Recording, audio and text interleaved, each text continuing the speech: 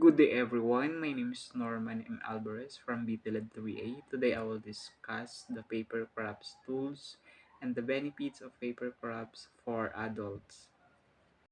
For our learning objectives, at the end of the lesson, students will be able to explain the meaning of paper crafts, recognize the different tools used in paper crafts, appreciate the benefits of paper crafts for adults.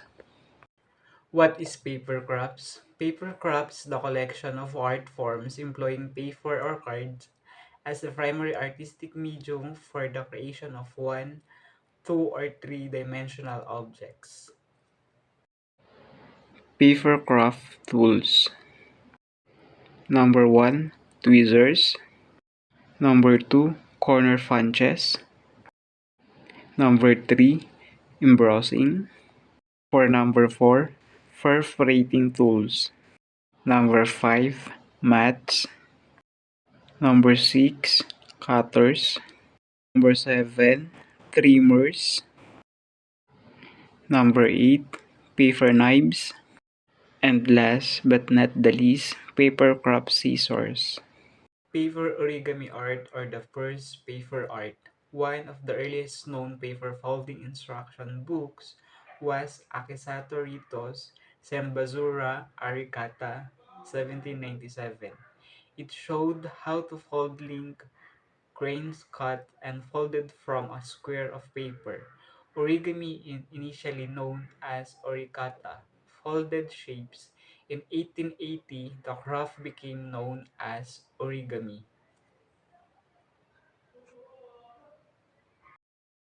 Paper weaving is a way of taking strips of paper and placing them either over or under the base piece of paper. The weaving is created in different colors and patterns to create artwork.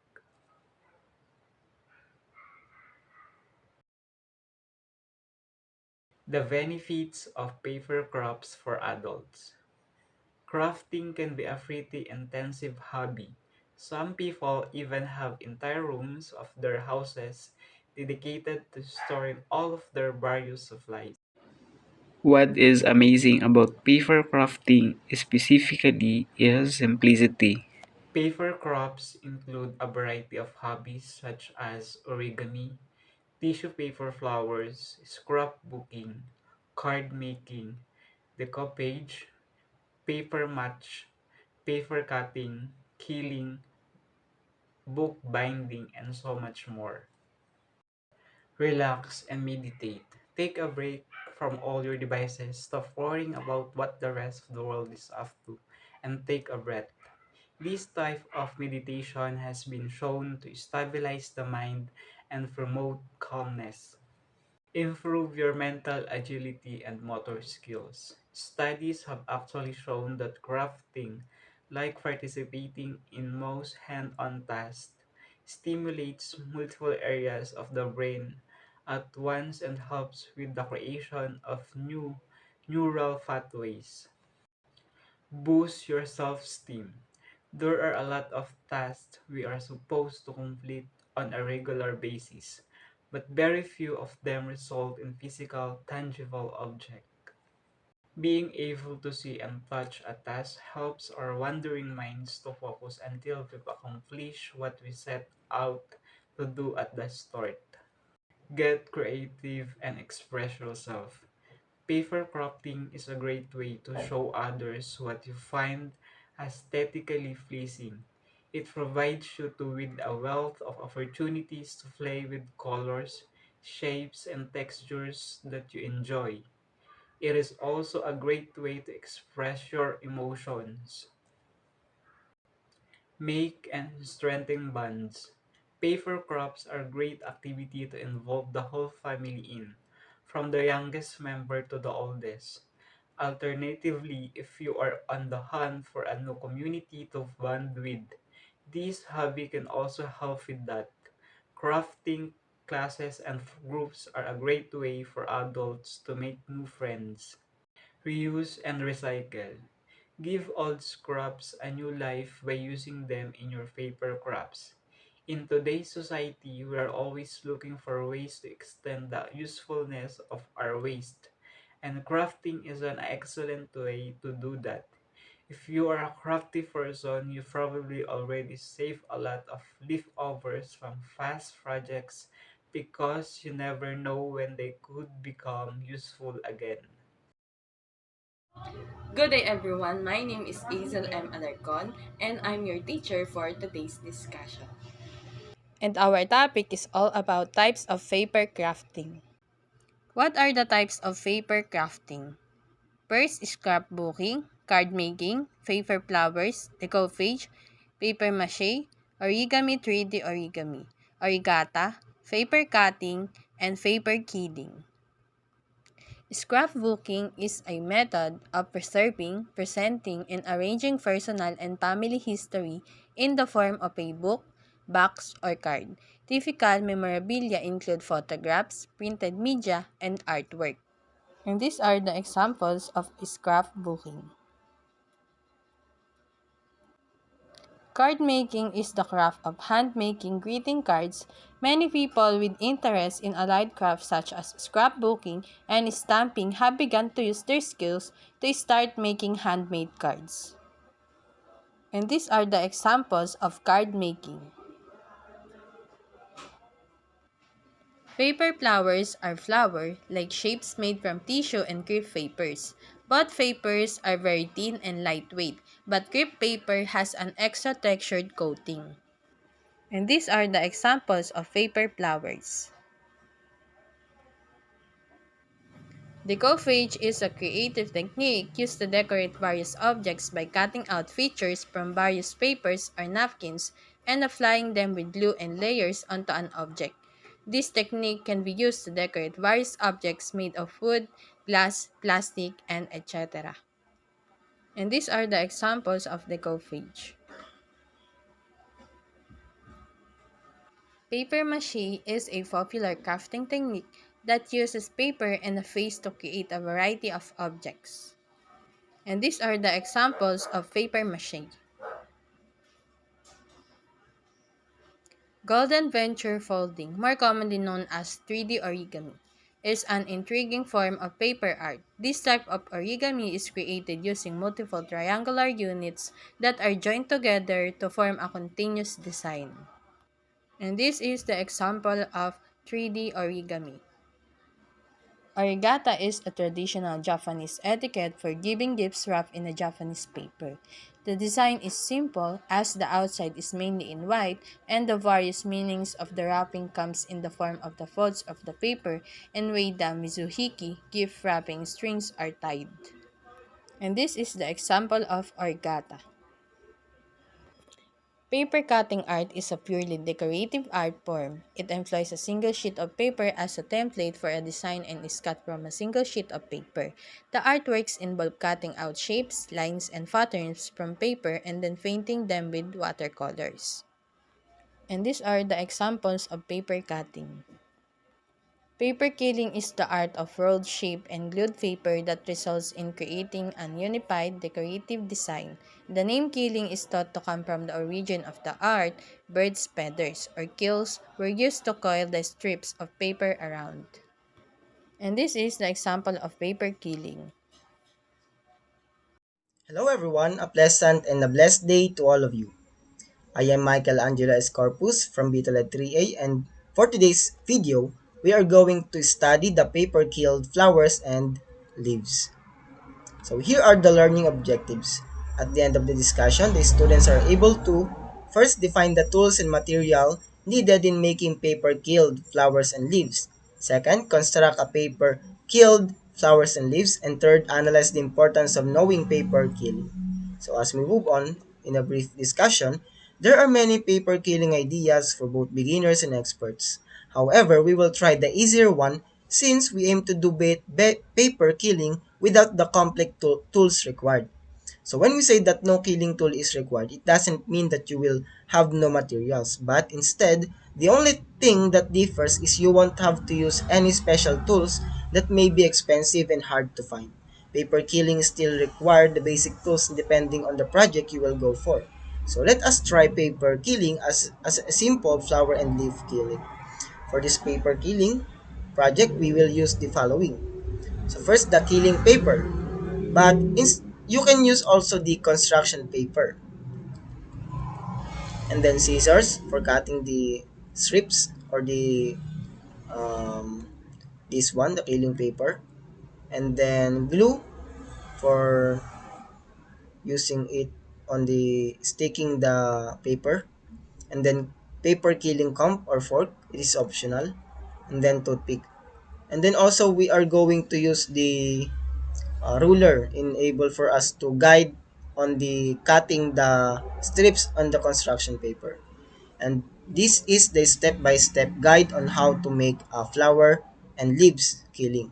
So first, gather all your tools and then create your paper strips. So in able for us to know on how to make a strips, let us watch this video tutorial.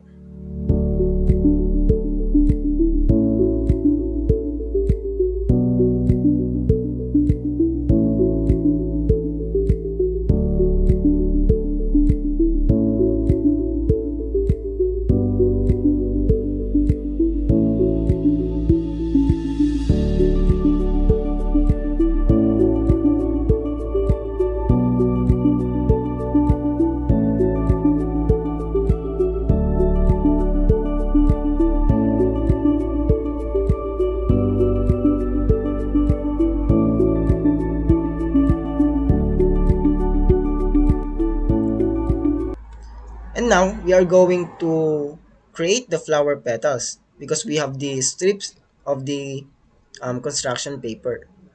So here are the steps on how to make the flower petals. We are now making flower petals. Now that your paper are cut into strips, follow these steps. So first, take one strip and hold it between your thumb and first finger. Second is start rolling at the end of the strip and roll it towards the center. And then third, continue rolling until you reach the end of the paper. And then make a tight roll using a toothpick, optional. Glue the end part of the strip to ensure they will not unravel. Also, don't put too much glue so it can dry faster. Last, add more paper strips to make the flower fuller. To make this process easier, you can use a paper killing comb. To use a comb, simply hold the paper strip against the teeth of the comb and start rolling. And just like what you did using finger, you continue rolling until you reach the end of the paper. Secure it by gluing or taping the paper. For more information, let us watch this video tutorial.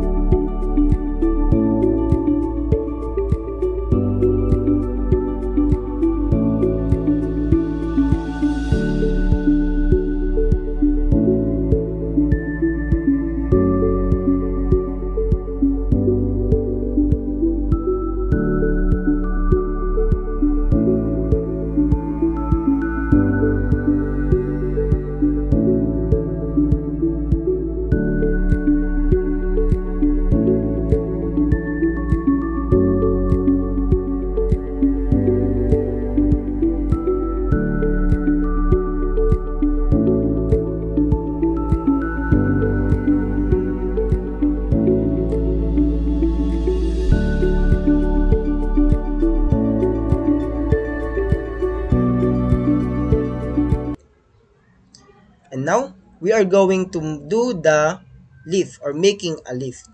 So here are the steps. First, make killing strips of green paper.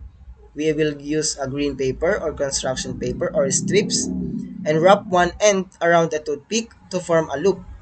Add glue to secure the loop in place. Once the glue is dry, insert the loop into the first tooth of the comb. And third, continue looping around the teeth of the comb until you reach the end. Then go to the glue the end of the strip in place. Fourth, remove the leaves from the comb and pinch one end to give it a proper shape. You may also bend the pinch side slightly. So fifth, make as many leaves as you want. We understand that killing for the first time can be tricky, especially with the small details like leaves, but since we always get you covered, we provided a video below for you to create kill leaves perfectly. So the video that we are going to watch is here. So let us watch this.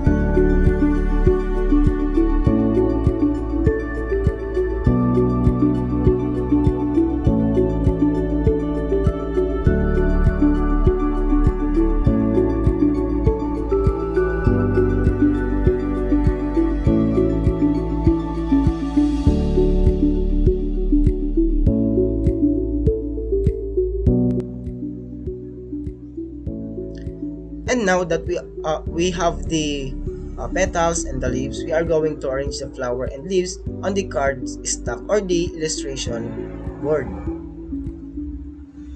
So that's all. Thank you for listening. Good day, everyone. I am Krishami H. Campolio, and I will report the paper quilt chick. So, how was your experience with creating paper quilt flowers and leaves? Did you find it tricky? Or you find it so easy that you can make a whole bouquet? If that's the case, let's try a more complicated design without using expensive tools. Let's get started. Let's make cute chicks. You can use this design to add fun to your home decor. Here is what you need. First is a quilling paper, scissor, and paper rolling tool. So here are the step-by-step guide for the chick body. So first, cut the quilling paper into strips of about 0.5 cm by 41 cm. You can get a pre-cut pack of quilling paper if you prefer to avoid cutting. When all the quilling papers are cut, glue on each strip's end and roll them around the rolling tool. You can use any glue, but we recommend using a glue stick because it's easy to apply and dries quickly. After rolling, put some glue on the other end. to secure the end of the paper strip. Let the roll loose itself. Pinch the other end of the paper strip with your fingers to create the cheek tail. Repeat all the steps if you are creating many cheeks. For the cheeks, head, and eyes, using glue, attach a black paper strip to a yellow paper strip. Get your rolling tool and roll the strips. The goal is to have a black circle on top of a yellow circle to create an eye. The yellow part will be the head, while the black will be the eyes. When the goal is achieved, secure the paper roll by gluing the other end of the yellow paper. Set aside and make more until you have enough. For the beaks and legs, cut an orange paper strip in the middle to create a beak. Do the same when creating legs. Glue the beak into the chick's head to create a beak. Glue the legs to create the feet and attach them on either side of the body. When done, get your paper backing and mount all the quilled chicks onto it. You can hang the chick mobile in your room or give it as a gift. We know some of you need help with following written instructions. If this is the case, check out the video tutorial below.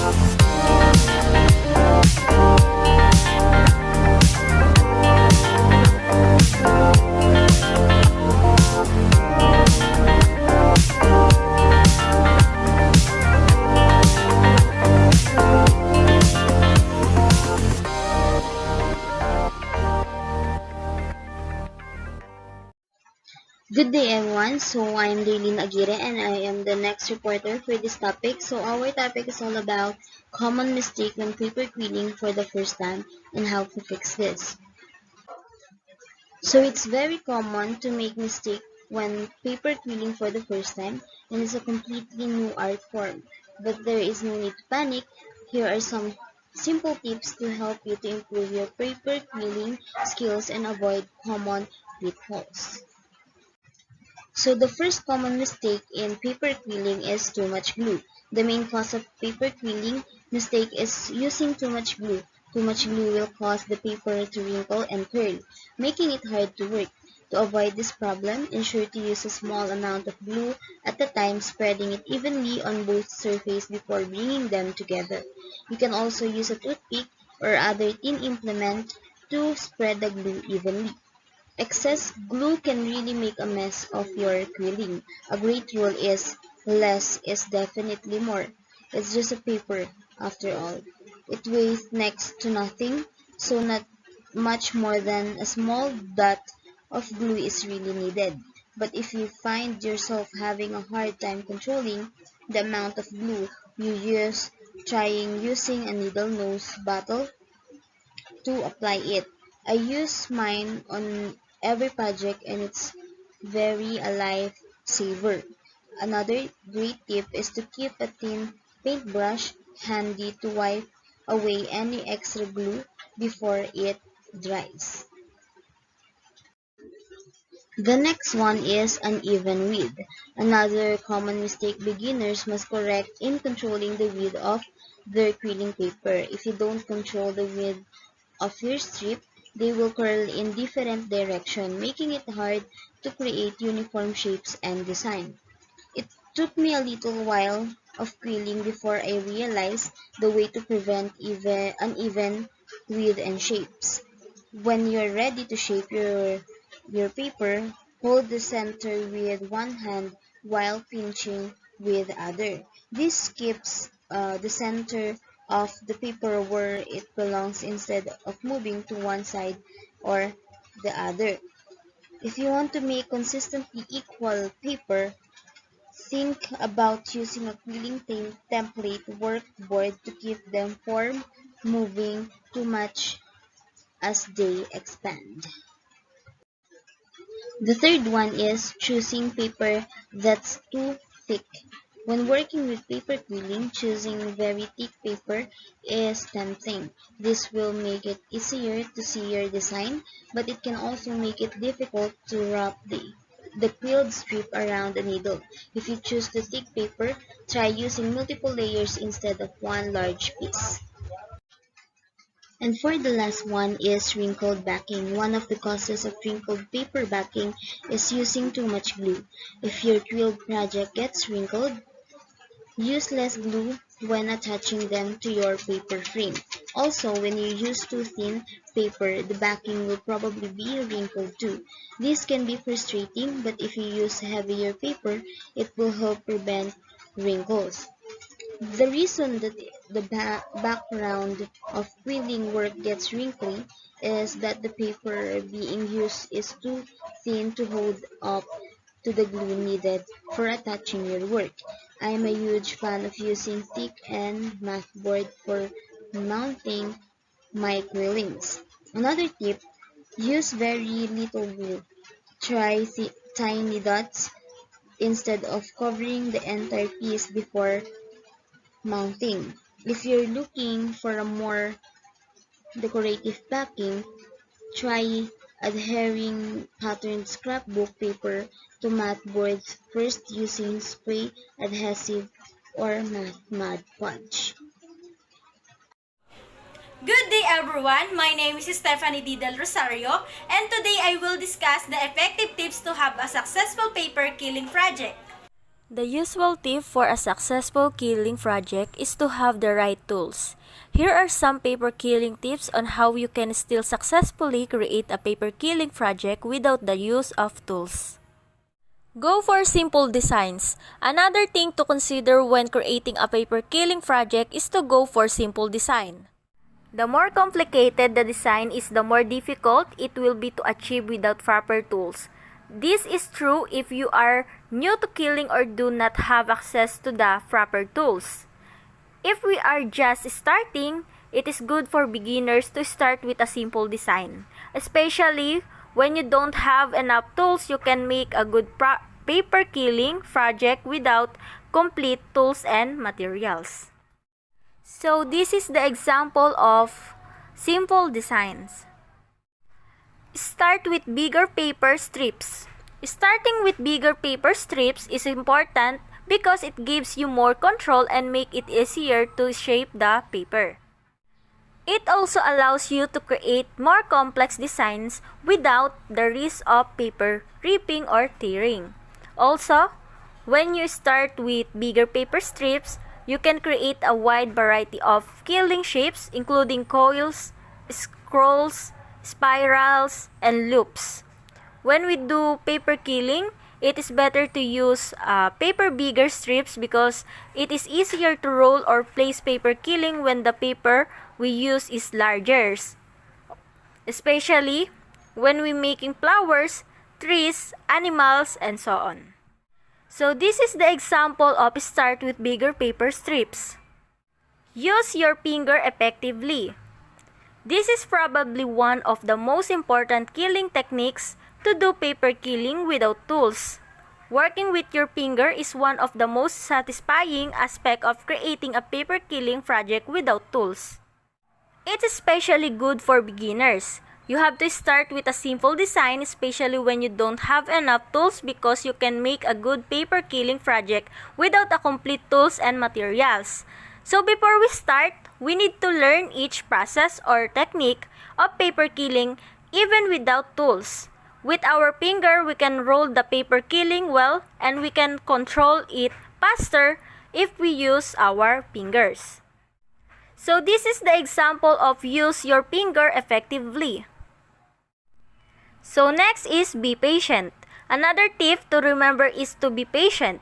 Whether you have tools, paper quilling takes time and practice to master. Don't get discouraged if your first few attempts don't look exactly like you want them to. Instead, focus on the process and enjoy watching your paper shape under your finger. With a little bit of time and patience, you'll create stunning paper quilt designs. If we are doing paper quilling, we need to be patient to make our paper quilling better. For example, we do paper quilling and then we repeat it many times because we make a mistake or we are not satisfied with the outcome of our project. So we need to be patient in our work because we can't always perfect what we do, especially when we is just beginning. So while we are doing paper quilling, we should always relax ourselves, calm ourselves, and be patient in everything we do. So this is the example of be patient. So next is enjoy the process. In addition to being patient, it also best if you will enjoy the process. Paper quilling can be therapeutic and relaxing, so take your time and savor every moment. So set your goal to create something beautiful, not finish as quickly as possible. Rushing will only result in subpar results and a lot of frustration. So it's better to be patient, relax, and enjoy the process. So when we follow each process correctly in making paper quilling, we can do it right and we can do it better. Above all, when we do paper quilling or other things, we have to be patient. So our work is we can do better and excellence. So this is the example of enjoy the process. So quilling is the art of rolled, shaped, and glued paper that result in creating a unified decorative design. The art of quilling has been around for countries, with a remarkably varied historical background spanning across continents. So let's proceed to the process.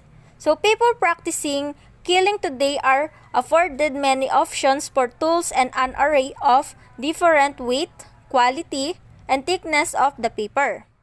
So there are a few ways to approach beginning a design. For our line, we assign each artist one design for the most efficient workflow. So that's all. Thank you. Good day everyone, I am Nikki D. Amparo from Btled 3A and today my report is all about 10 hacks to make paper quilling easier, faster, and more fun.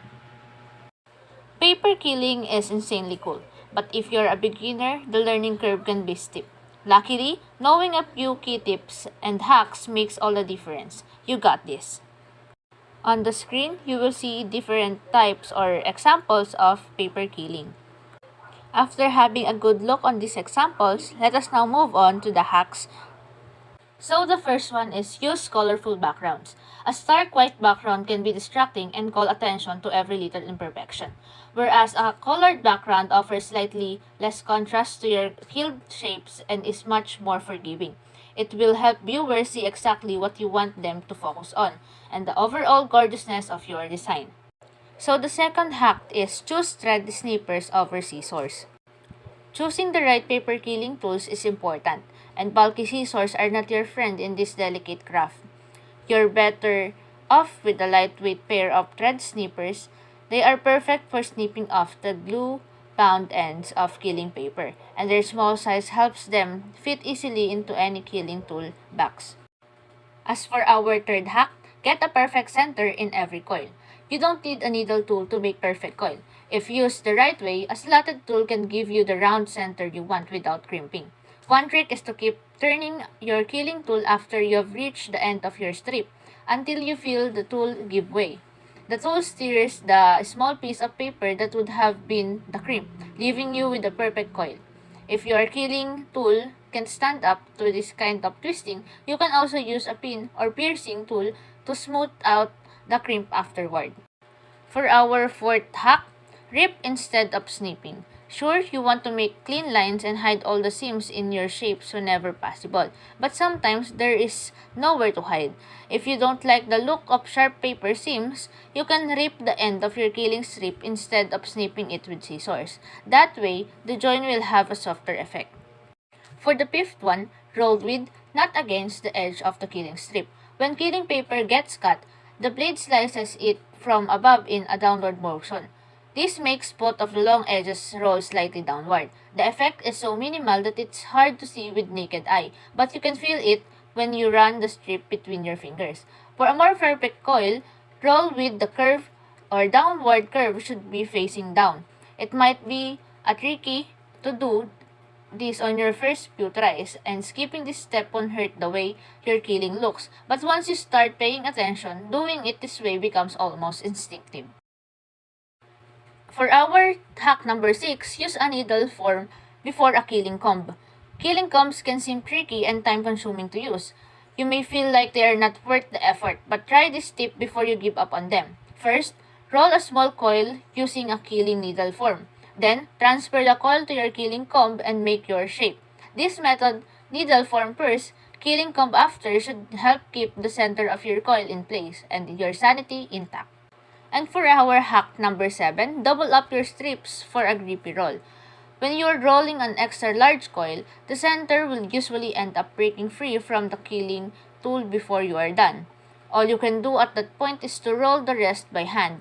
But you can avoid all that by doubling up the strip to start your coil. The double thickness will keep everything where it belongs. To do this, you can either fold your first strip over or use two strips on the top of each other. As for our hack number 8, use snippers to fix your mistakes. Nobody's perfect, and no matter how precise you are in your work, almost every project is bound to have a little blooper somewhere. That's where a cuticle nippers comes in. Available in any drugstore in the nail care aisle, nippers will let you easily snip off an uneven edge or remove unwanted glue after it is dry. And for our second to the last hack, get your sponge ready. A sponge is a killer's best friend, and the setup, like one in the image above, is magic. The container holds your needle tip glue bottle upside down so it's ready to go the next time you need it, while the moist sponge keeps your glue from drying out and clogging the tip. You can also use the surface of the sponge to wipe away any glue that finds its way onto your fingers. To make your own, just cut a kitchen sponge and put it inside a little bowl or ramekin. You can even create a setup that's compact enough to fit inside your killing kit.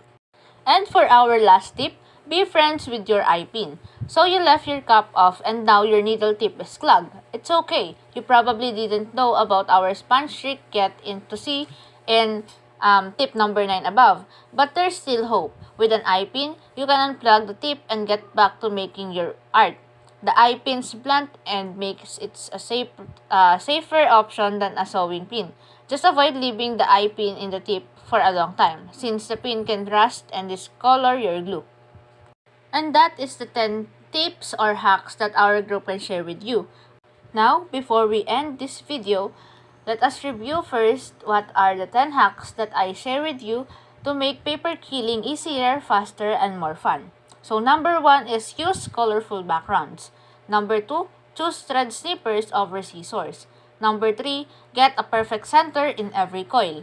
Number 4, rip instead of snipping. Number 5, roll with, not against the edge of the killing strip. Number 6, use a needle form before a killing comb. Number 7, double up your strips for a grippy roll. Number 8, use snippers to fix your mistakes. And the hack number 9 is get your sponge ready. And the last hack that we share with you is be friends with your eye pin. I hope you learned something and make your art more easier. That's all. Thank you.